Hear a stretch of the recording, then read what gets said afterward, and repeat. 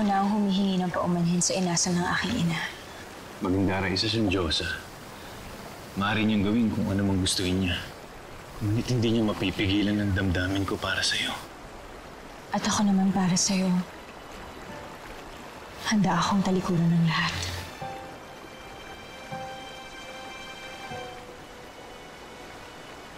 Ngunit, saan tayo mamamalagi? Hindi na mahalaga kung saan tayo mapupunta. Ang mahalaga ay tayong magkasama.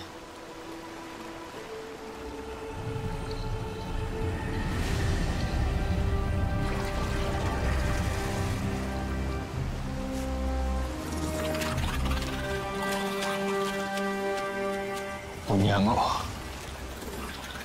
Magindara, dito ko muna. Aalamin ko lang kung anong pakay niya.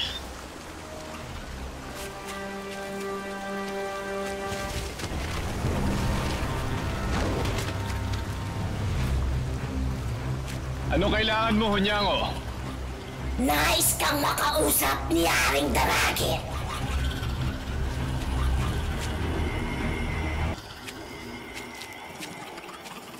Ang sabi ng hari, dito raw kita dalhin.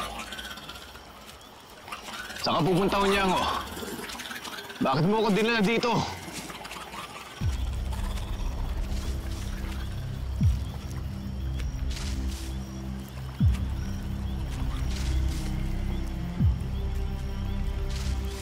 Siglab, saan ka ba napaparoon? Kung hindi kita ipahanap kay Hunyango, hindi ka harap sa akin. Marami akong pinagkakabalahan. Anong pinagkakabalahan mo? Oh, ang dapat kong itanong ay kung sino. Sino ang tumatawag sa lahat ng iyong pansin, Siglab? Mukhang nakakalimutan mo na yung mga balak natin. Si Magindara. Magindara? Siglab. Nagbibiro ka ba? Nagmamahalan kami. At walang makakapigil sa aming pag-iibigan. Kahit ang Diyos sa Sandawa pa. Tama lang.